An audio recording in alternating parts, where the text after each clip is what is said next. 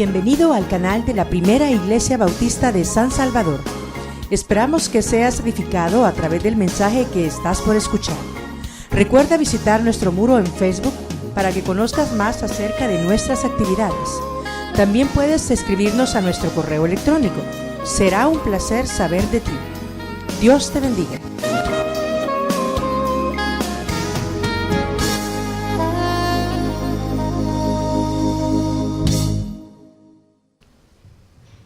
Mateo, el autor de este evangelio que lleva su nombre, interpretó, hermanos y hermanas, inspirado por el Espíritu Santo, las escrituras que para nosotros son el Antiguo Testamento.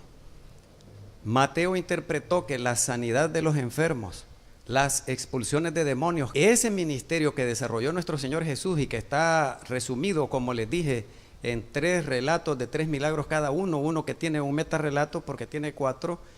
Todo eso era el cumplimiento de las profecías de Isaías, concretamente el capítulo 53, el versículo 4.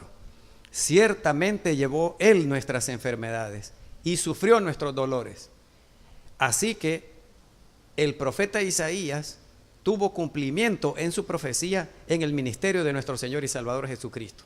Mateo, cuando iba escribiendo su evangelio, continúa mostrando en este pasaje y en esta sección de los capítulos 8 y 9 la autoridad, el poder, la soberanía que tiene nuestro Señor y Salvador Jesucristo sobre la enfermedad y sobre los espíritus malignos o los demonios, y sobre todas las cosas, sean materiales o sean espirituales, sobre todas las cosas que vemos y las que no vemos, las cosas que existen, que podemos ver, tocar, medir, pesar, fotografiar, y las cosas que no tienen existencia pero tienen ser, como la pena, como el sabor y otras cosas más. Sobre todo tiene poder nuestro Señor y Salvador Jesucristo, sobre la enfermedad y sobre la maldad en todas sus formas.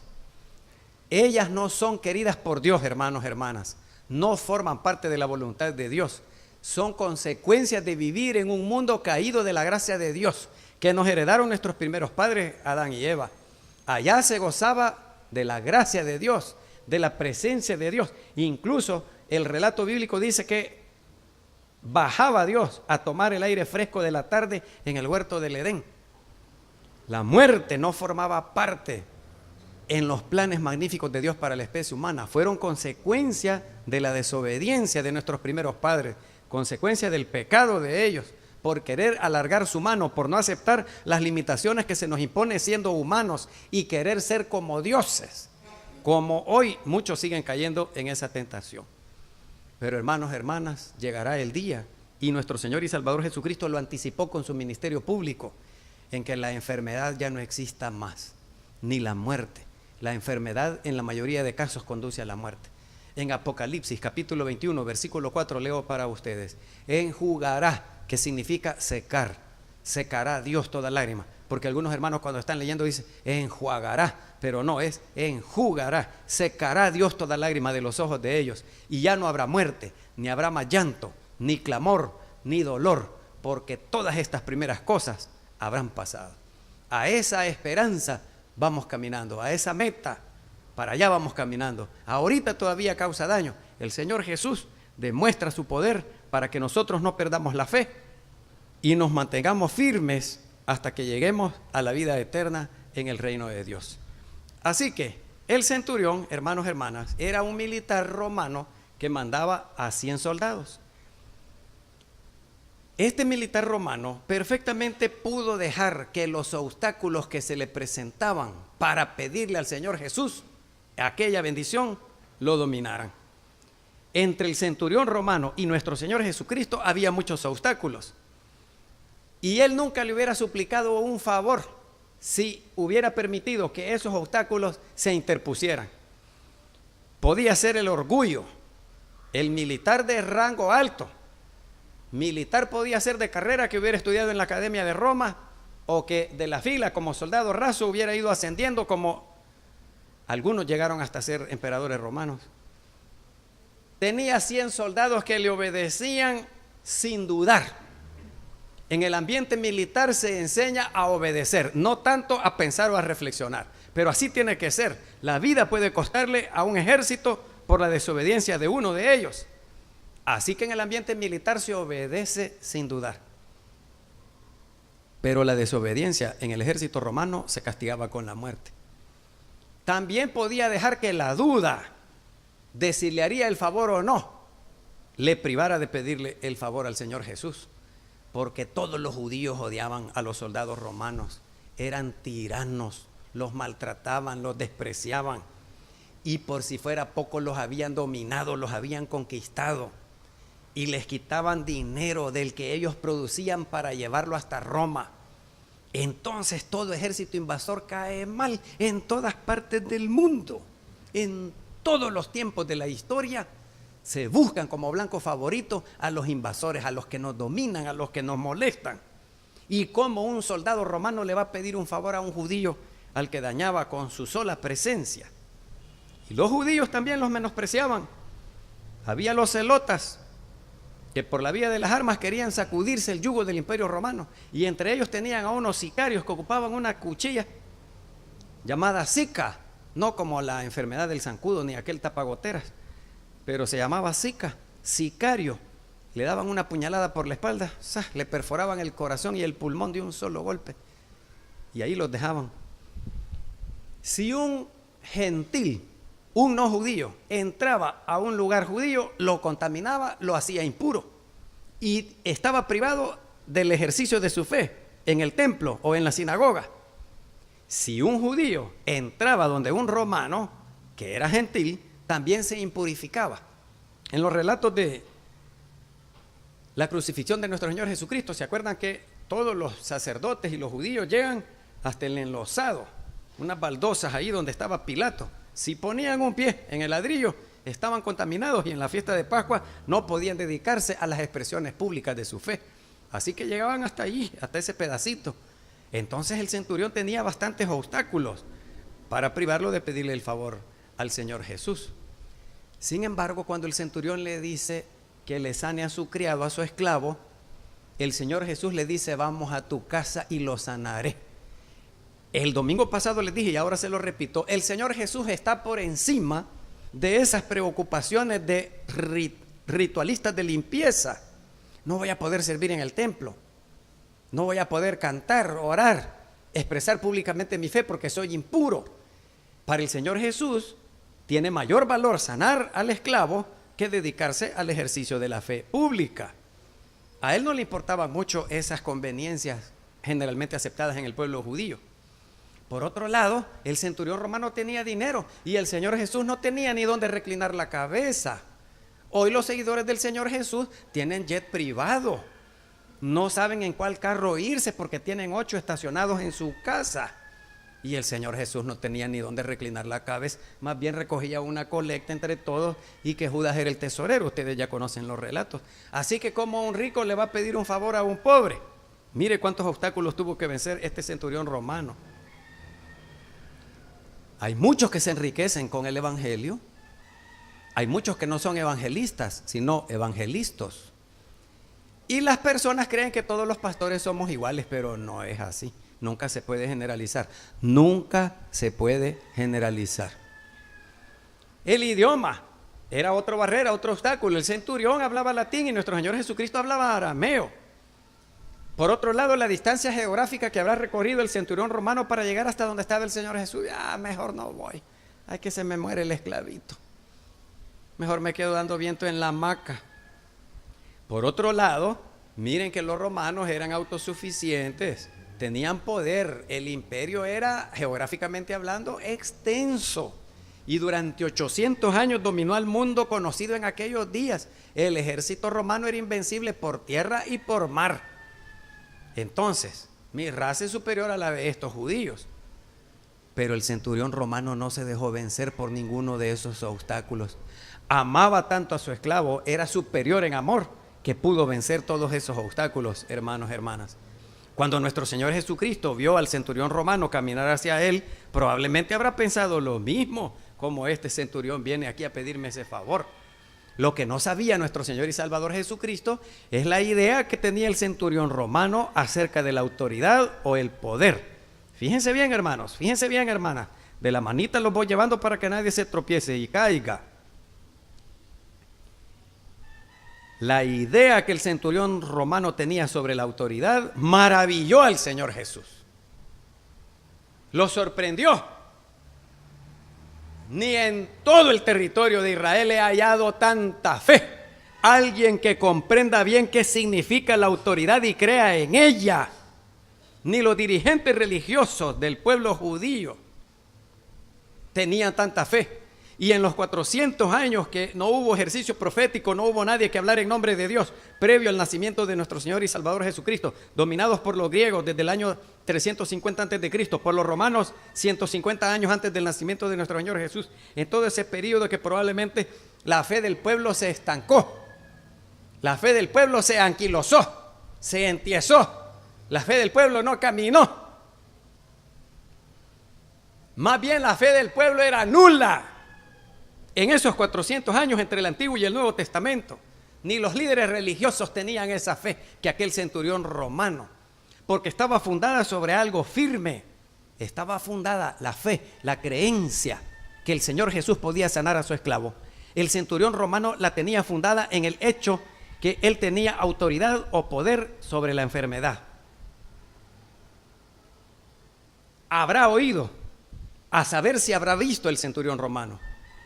Pero él sabía que así como él tenía autoridad o poder sobre 100 soldados, el Señor Jesús tenía sobre la enfermedad. Fíjense bien cómo dijo el centurión romano: Señor, no soy digno de que entres bajo mi techo, solamente di la palabra y mi criado sanará. ¿Por qué te digo esto? Ni siquiera es necesario que vayas hasta mi casa, pronunciar la palabra aquí. ¿Por qué sabía el centurión romano? Porque él era sujeto a la autoridad de sus superiores. Lo que los superiores le dijeran a él, allá en Roma podían emitir una palabra y él la cumplía en el territorio israelita donde estaba. Podía ser por escrito. Él sabía que tenía que obedecer a su superior, el que tenía poder sobre él. Pero él también tenía sobre 100 soldados. Y basta con que él dijera una palabra, vení, y el otro venía. Andate de aquí, y el otro se iba. Hacete 100 pechadas, y las hacía el soldado. Hacete 300 flexiones, y las tenía que hacer. A mí me han contado aquí en época de la guerra que le decían, tomad el agua de ese charco. Y los soldados tenían que tomar agua de ese charco. No andaban diciendo, no, me voy a enfermar del estómago. Tenía que obedecer. Como les he dicho, en el ambiente militar se enseña a obedecer, no tanto a pensar. Y le digo a mi esclavo, porque la vida del esclavo estaba en manos del amo. Hace esto y hace lo otro, y el esclavo lo hace. Está sujeto a mi autoridad. Yo tengo poder sobre él o estoy autorizado para mandarlo a él. Entonces tú, Señor Jesús, tienes la autoridad, el poder sobre la enfermedad. Solamente di la palabra. Y el Señor Jesús dijo, por fin alguien en todo el territorio de Israel. Nunca he hallado tanta fe. Este centurión romano tiene clarito en la mente cuál es el ministerio público que desarrollo. Una persona que tiene autoridad, tiene poder sobre algo o sobre alguien. En el caso del militar, el centurión sobre 100 soldados. En el caso del amo, sobre los esclavos. En el caso del pastor, sobre la congregación. La asamblea es la autoridad máxima. La junta directiva que se encarga para los asuntos administrativos y el diaconado para los asuntos espirituales. Todos estamos sujetos a autoridad. Así que se pronuncia una orden y es cumplida. Basta con que se diga la palabra y se cumple. El centurión se la había visto al Señor Jesús o había oído de ella. Y por eso dijo, voy a pedirle que sane a mi esclavo. Él puede devolverle la salud. Miren ustedes en los versículos 10 al 12 en su Biblia, muchos dirigentes religiosos no tenían fe. Fíjense bien, hermanos, fíjense bien, hermanas. Y por esa falta de fe no pueden ver el reino de Dios. Y por esa falta de fe no pueden entrar al reino de Dios, al ambiente donde Dios es el rey, al estilo de vida donde Dios es el rey, que era el mensaje central de nuestro Señor y Salvador Jesucristo. y las exigencias del cambio de forma de pensar, de sentir y de actuar que nos abren el reino de Dios. Pero si nosotros no tenemos fe, no podemos ni siquiera mirarlo de lejos. Si vamos a pedir visa a la Embajada de Estados Unidos y no nos la dan, no podemos entrar a su territorio de manera legal. Si nosotros no tenemos fe, no podemos entrar al ambiente donde Dios es el Rey. Se necesita fe para creer que de la forma en que yo amo a los demás, Dios me ama a mí. Y como no tengo fe, no creo que Dios me ame. No, Dios no me puede amar a mí. Si yo soy tan malo y tengo tantos defectos, como Dios me puede amar a mí. Es igual cuando a un hombre le declara el amor a la muchacha, te amo. No, mentira. Usted lo mismo le dice a todas. Además que mire, tengo un juanete aquí en el dedo gordo del pie. Y usted así me va a amar. Sí, mi amor, yo así la voy a amar. Y soy algo enojada. ¿Y qué mujer no es enojada? Le dice el pretendiente. Así la quiero. Si yo también tengo mis defectos, le dice él. Si nosotros tenemos fe, creemos que Dios nos ama, podremos amar a los demás. Pero mire cómo dicen los jóvenes, yo no me enamoro porque lo tratan mal a uno, se aprovechan de uno, uno sufre, uno llora. No, eso de amar, no, yo no, así nomás por encimita tal vez, pero casarme peor, Dios me guarde, con Dios me libre. Las mujeres dicen todos los hombres son iguales y los hombres dicen todas las mujeres son iguales. Y se pierden por esa falta de fe en el amor.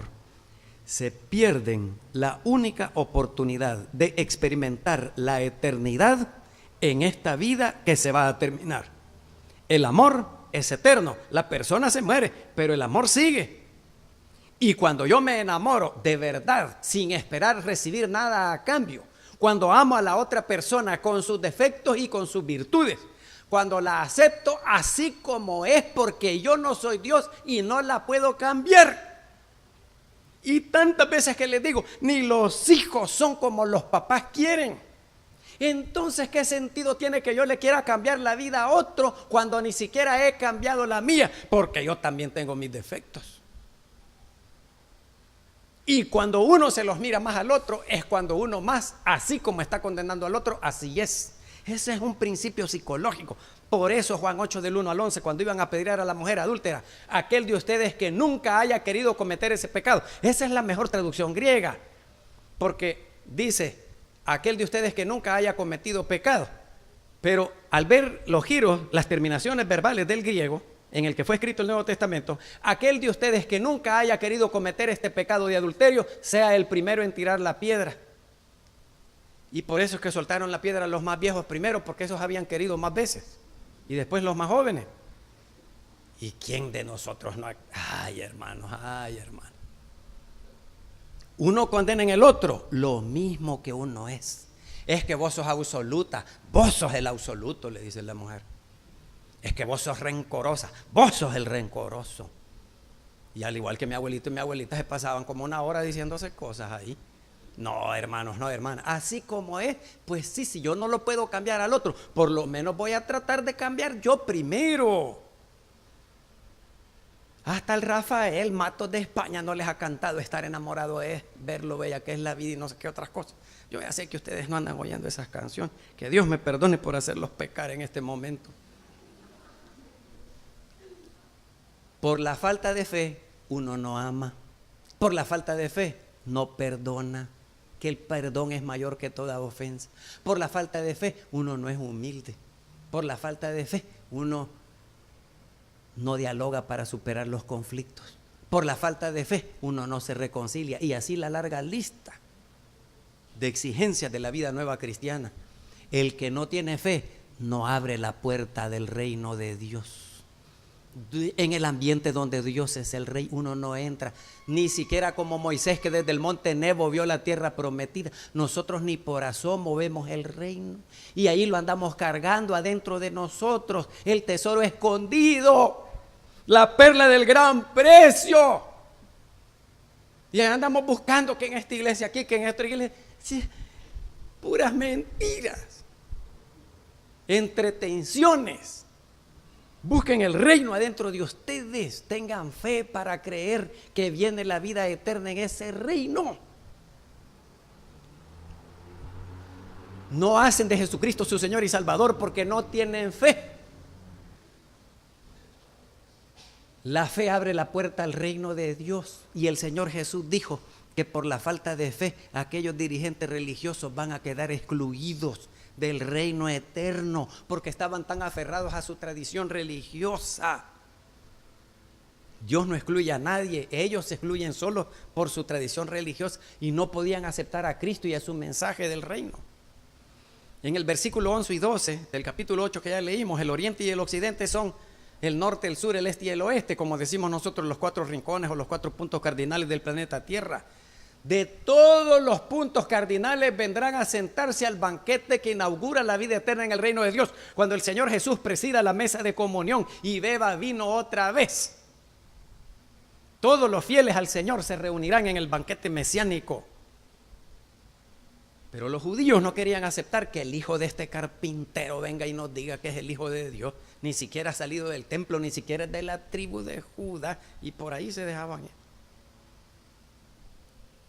Los profetas del Antiguo Testamento, Isaías, capítulo 66, el versículo 12, el 18, hablaba de la participación de los gentiles, pero los judíos decían, no, solo nosotros.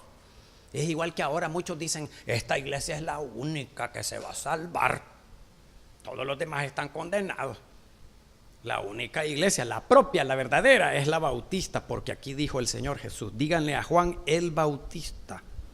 No dijo el episcopal, el pentecostal, el príncipe de paz, el adventista, el séptimo día, el bautista. Y ellos creen que son los únicos y le dicen a la gente, sálgase de ahí, hermano, sálgase de ahí, hermano. Si ahí perdiendo el tiempo está. La de nosotros es la única, la propia. Mentira, de los 4 puntos cardinales de todas las nacionalidades.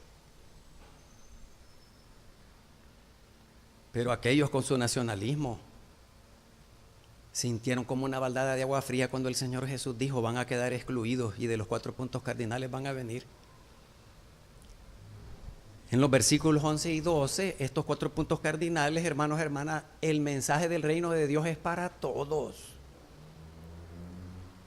Dios no hace acepción de personas. Uno acepta o rechaza el mensaje del reino de Dios. Y uno se dedica a su templo, y el otro se dedica a la ropa, y el otro se dedica al maquillaje, y el otro se dedica a la sanidad de los enfermos, y el otro a la expulsión de demonios, y el otro a botar gente, y el otro a hablar en lenguas, y el otro a andar adivinando el futuro. Y una ensalada de frutas en la que cada uno agarra lo que le gusta.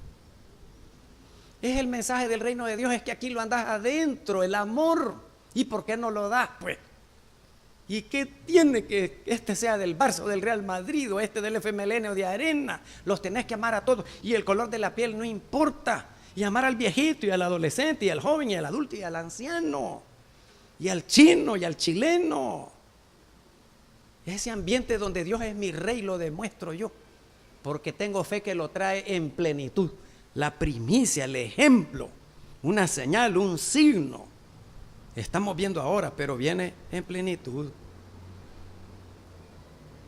Allá el que quiera ignorarlo o rechazarlo.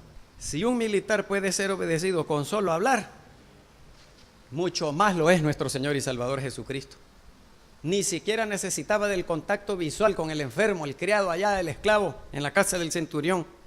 Ni siquiera necesitaba del contacto físico de ponerle las manos o algo así para poder sanarlo, con solo que dijera la palabra. Si el centurión romano no permitió que las barreras que se interponían entre él y la bendición que pedía para su esclavo le impidieran acercarse a nuestro Señor Jesús, nosotros tampoco. Hermanos, hermanas, mire, el autor de Hebreos se los estaba mencionando en la oración. Hay una palabra griega, parresía.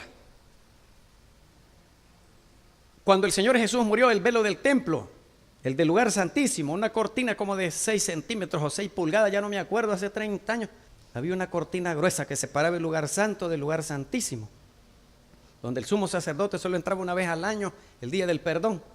Esa cortina se partió en 2. Y allá donde se creía que estaba la presencia de Dios, porque una especie de nube o de humo blanco garantizaba que allí estaba la presencia de Dios, pero cuando llegaron los babilonios y lo destruyeron, esa presencia de Dios se fue de ahí. Pero el autor de Hebreos dice que nosotros tenemos confianza total para entrar a la presencia de Dios sin necesidad de ningún intermediario. Y si la Escritura dice es nuestro Señor Jesucristo, pero el autor de Hebreos dice que podemos entrar a la presencia de Dios con parresía. Eso significa confianza plena y confianza total. Allá está la historia de Vasti, que no se quiso presentar a la fiesta del rey. Y la sustituta, la Esther, se iba a presentar donde estaba el rey, ahí en varias gradas y su trono. Y se llegaba ahí de metida, la mataban. ¿Y vos qué andás haciendo aquí metida? ¿Quién te mandó a llamar? Y dijo Esther, pues me juego la vida, dijo, por el pueblo judío. Y si voy a morir, que muera, pero yo voy a entrar a pedirle el favor al rey. Y el rey tenía su cetro, aquel bastoncito así, si se lo acercaba y la persona lo tocaba, eso significaba que le perdonaba la impertinencia de haber llegado sin permiso. El profeta Samuel, cuando entra al palacio donde estaba David el rey, y le cuenta aquella parábola de la ovejita del rey, que aquel que hizo el banquete y la uniquita que aquel tenía. Cuando le dijo esa parábola, el profeta Samuel no andaba pidiendo audiencia, ni escribiendo cartas, ni mensajitos, ni ocupaba un ente. Mira vos que sos amigo del rey, decirle que quiero hablar con él porque el Señor me ha dado una palabra para él. No. Samuel le entra como que fuera a su casa y le dice al rey la parábola. La confianza plena, hermanos, hermanas, si ustedes no se tienen confianza plena como para decir, mira, préstame $10 y te los voy a pagar. Si ustedes lo tienen, préstenselo. Si no se los paga nunca, $10 valía la amistad de ese. Mejor ya se fue, vaya. ¿Para qué le andan reclamando tanto, pues? Pero si ustedes tienen necesidad de $10 y no tienen confianza de decirle al otro, andamos bien arruinaditos en nuestro compañerismo y fraternidad. La parresía es la confianza total y plena, pues sí, si este es el rey o esta es la reina, pero yo soy su amigo. Y aquí dice que nosotros somos hijos del gran rey. Y ustedes, hermanas, hijas del gran rey, y con parresía, con confianza total y plena, le piden su bendición. No permitan que una duda o que un obstáculo se interponga entre ustedes y la bendición que le van a pedir a Dios con confianza total y plena. Pero ojo, hermanos, ojo, hermanas,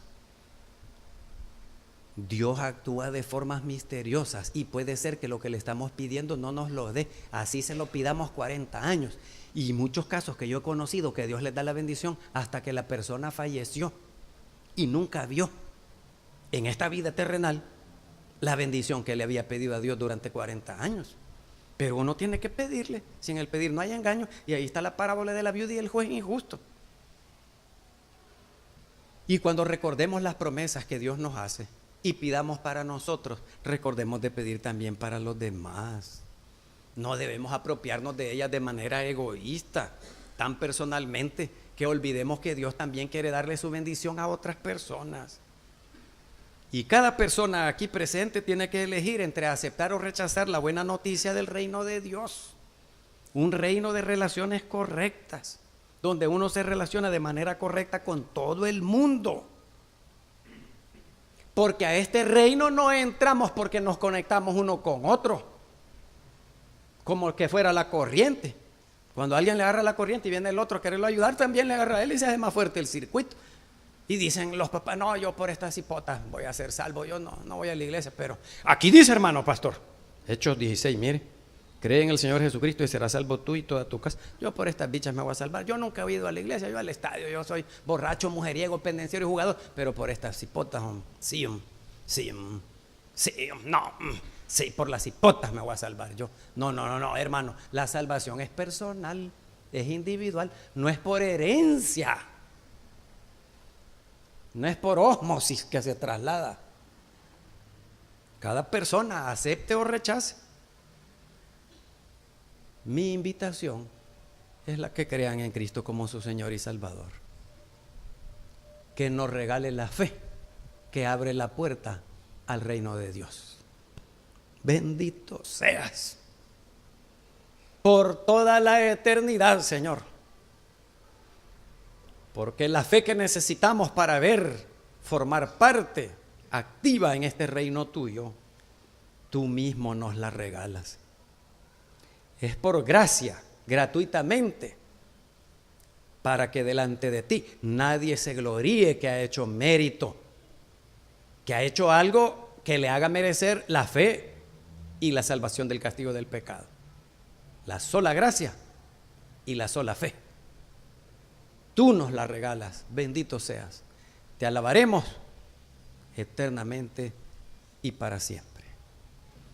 Te damos gracias, Señor, porque nosotros cumplimos con el trabajo que nos has encomendado de predicar la buena noticia del perdón de los pecados por la fe en Cristo Jesús.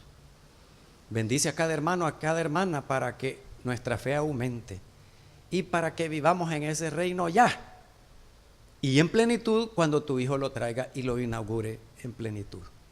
En el nombre que es sobre todo nombre, el de Cristo Jesús, nuestro Señor y Salvador. Amén.